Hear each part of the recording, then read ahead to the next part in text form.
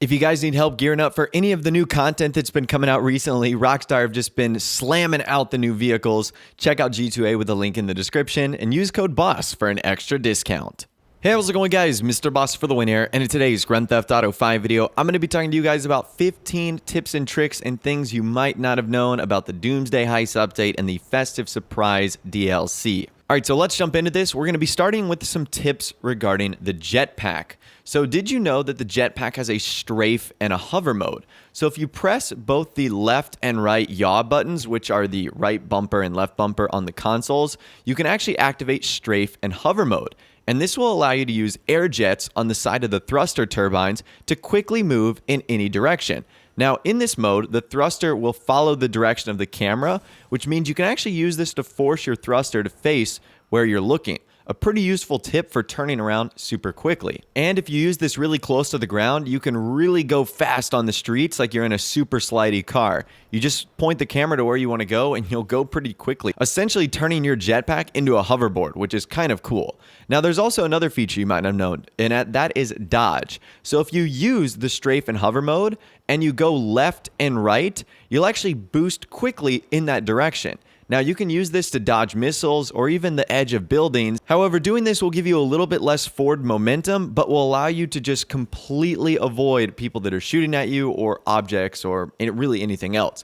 Now, you can also release the accelerate and hold down on the stick or S on PC to quickly boost upwards, and you can use it to dodge hills and stuff like that. Another thing the Jetpack allows you to do is have an instant stop. So while using the strafe or hover mode and you hold down the stick, you can instantly stop from any speed. I mean, you can literally go full speed and stop within about 5 feet. So that right there is pretty cool. You also have sort of an air cushion effect that happens with this. So the hitbox around the thruster's leg stand acts as an air cushion. So while the landing gear is up, you cannot touch the ground. You can use this to skim over the ground or slopes with actually out scraping the thruster. And last but not least, it has JTOW, which is jet assisted takeoff. You might not have known about this, and it can be activated when the legs are on the ground, and you have to click in on the left stick. And another tip, you can actually activate this as soon as you enter the thruster. You don't have to wait for your character to finish like the activation animation of pushing those green and red buttons on the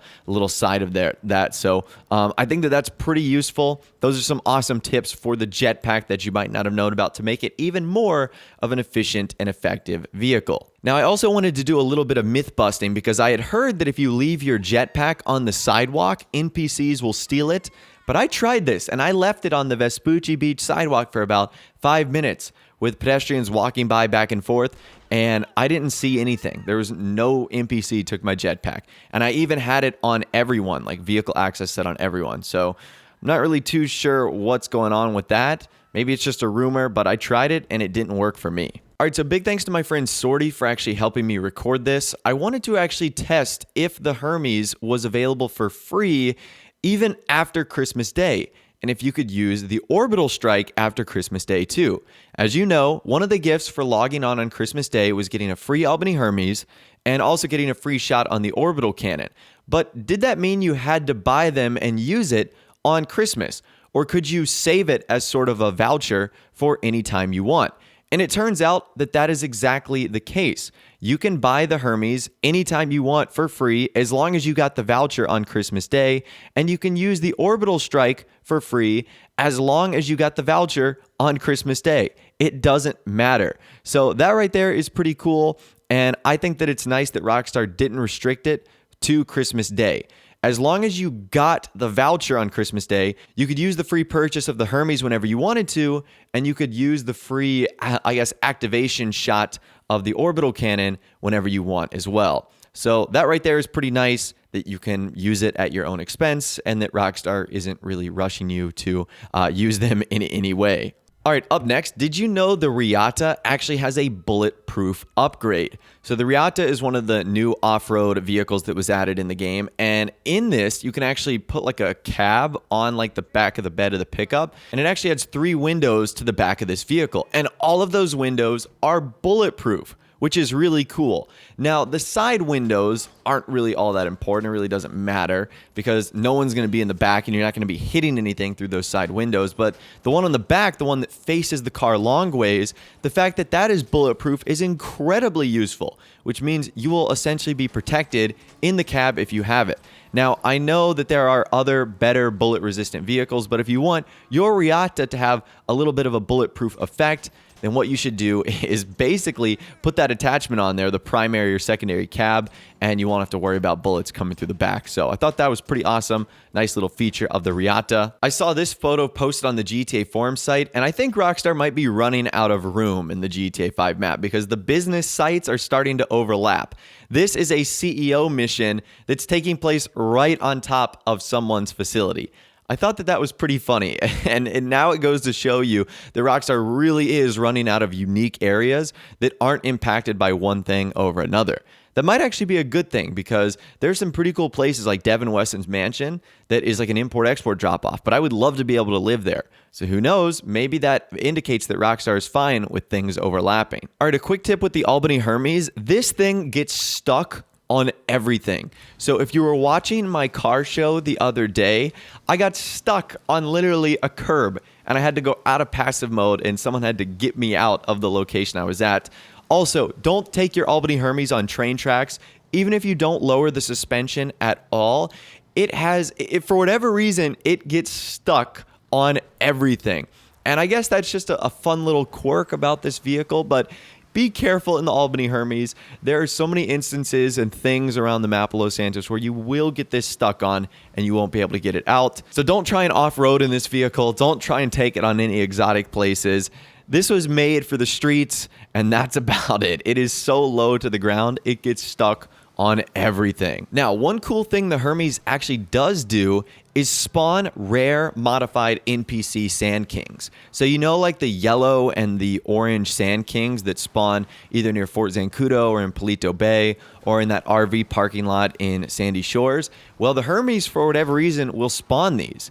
And this is great because if you store them, you can sell them for like $17,000 or $18,000. And this is honestly something I still do to this day. If I'm driving around and I see one of those puppies, I get out, I take it, I sell it, boom, instant 17K, 18K. Took me 30 seconds. So that's something you can do. And now the Hermes actually spawns it, which is obviously great because it's a new vehicle. A lot of people are going to be using it. So expect to see a ton more of those rare modified Sand Kings popping up, and you can thank the Hermes for that. Have you ever wanted to know how much it costs to own a facility? The answer to that is $1,000. Now, the fees are broken down like this. If you own just the facility, it's $500,000 per day on daily fees. If you have the Orbital cannon, it's another $400 in daily fees. And the security upgrade is $100 in daily fees. That's right. So you buy a used government facility for a couple $1,000,000 and they still want to charge you $1,000 every day just for owning it, having the Orbital facility, and a security upgrade.